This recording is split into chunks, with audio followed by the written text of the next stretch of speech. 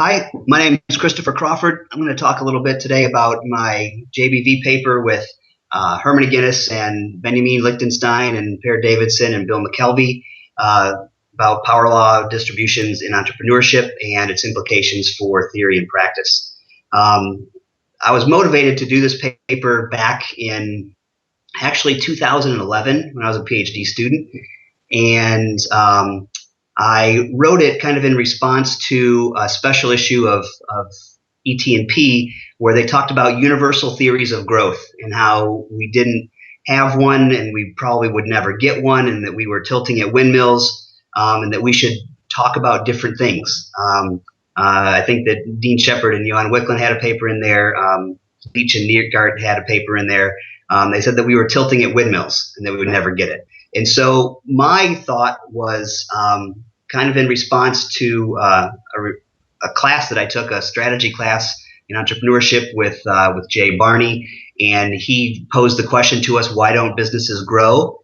And my response was, they don't expect to. And when they don't expect to grow, they don't do the things that help them grow. And so I was interested in complexity science, and complexity science is about how small differences in initial conditions over time and over interactions with the environment have the potential to have huge variation in outcomes. And I did some work with Bill McKelvey at UCLA, and later with Benjamin Lichtenstein about this complexity science stuff. But most of it stemmed from this AOM paper where I had access to a couple different databases, PSED2, Kauffman Firm Survey, and Inc. 5000. And I assembled the Inc. 5000 data from their website. Kauffman Firm Survey I had access to and worked with E.J. Reedy and Alicia Robb with that. And also with PSED2, kind of saw different definitions of entrepreneurship. So is entrepreneurship just about starting up a new venture? Is it about what's growing? Is it just about gazelles and about fast growing? And so all those kind of had to do with that. And so so I did power law distributions and looked at how all these inputs and outcomes were distributed. And most of it, pretty much all inputs and all outcomes, seems to be power law distributed. And when that happens, according to a 2009 Org Science paper by Andriani and McKelvey, that it messes everything up. All the statistics are then incorrect, and they give incorrect conclusions for theory and for practice. It messes up with the direction and the effect of different relationships among constructs. And so there was that difficulty in building theory that way. And so I thought that if I looked at all these and I learned MATLAB and tried to figure out how to do these distributions and do the analysis, so it's maximum likelihood estimation bootstrap simulation analysis. And so it looks at the distribution and how everything is on the continuum and where the outliers are, and it shows where the threshold is, and it shows where it would be relative to a normal curve, and gives p-values and shows how many are in the tail. And it was kind of a cool thing, and I just kind of liked doing it, I think, for the novelty of it. But as I got into it more, and I talked to the guy who wrote the code for it, Aaron Clauset, who's at Colorado, he wrote a paper that was influential about it. And so as I moved all these things together with the AOM paper, it was about what is the generative mechanism for these distributions? How do these get started? And within the AOM paper, it was expectations, that expectations drive outcomes. And that was a story that I wanted to tell. And that seemed to make sense to me because I was an entrepreneur before. And when I started, I didn't have very high expectations. Some clients who needed some work done, I wanted to help them. And I didn't expect to have 50 employees. I didn't expect to have $5 million in sales. I just expected to help my clients, and this was an easy way to do it.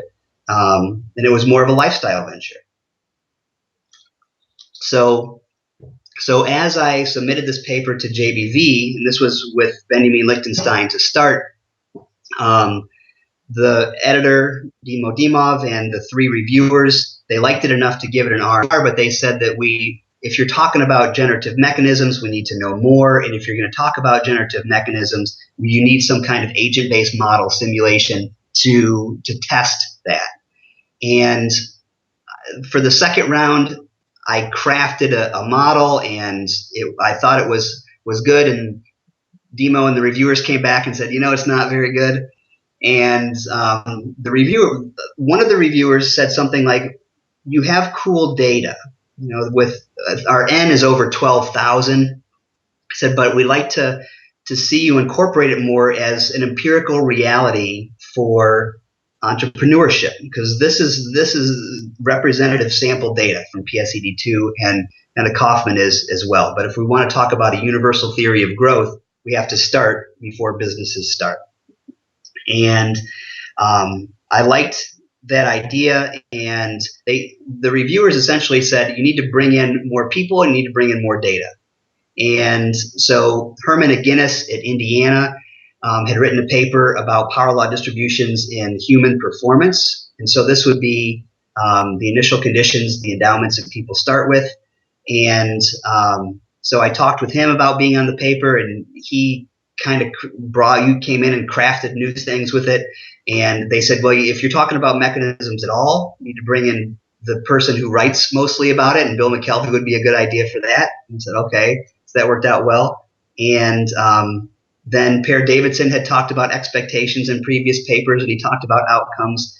And so we brought in Per Davidson as well, and brought in some of the CAUSE data. So that's nascent from Australia.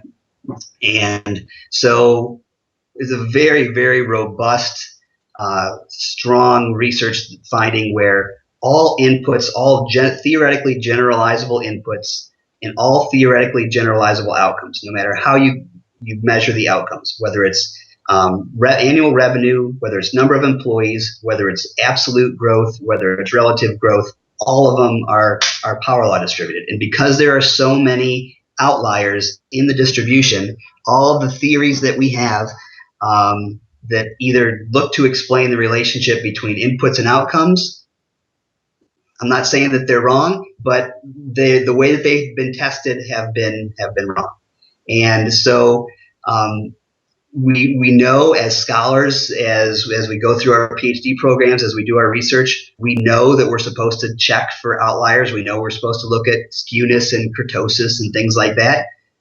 But most people ignore it, and nobody really pays a bunch of attention to it. And I think that what we find in here is that now with things like work experience and money invested and social capital and what your expectations are, if you're not paying attention to it, you're not doing good research that can lend insight into both theory and to practice.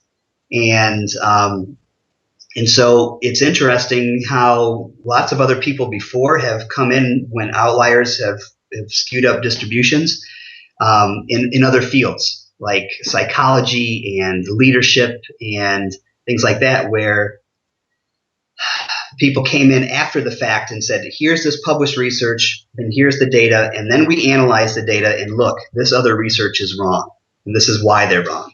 And it makes it difficult for entrepreneurship as a field when those things are there. So yes, we find that endowments are important. So human capital, social capital, intellectual capital, and financial capital, all those are important, and they have relationships with outcomes. But unless you know where the outliers are for the inputs and for the outcomes, it's going to be difficult to build robust theory that way.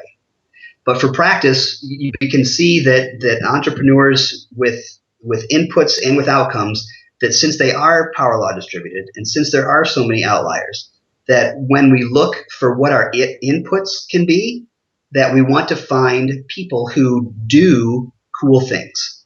To quote Tom Peters in a way, you have to look for people who do cool shit.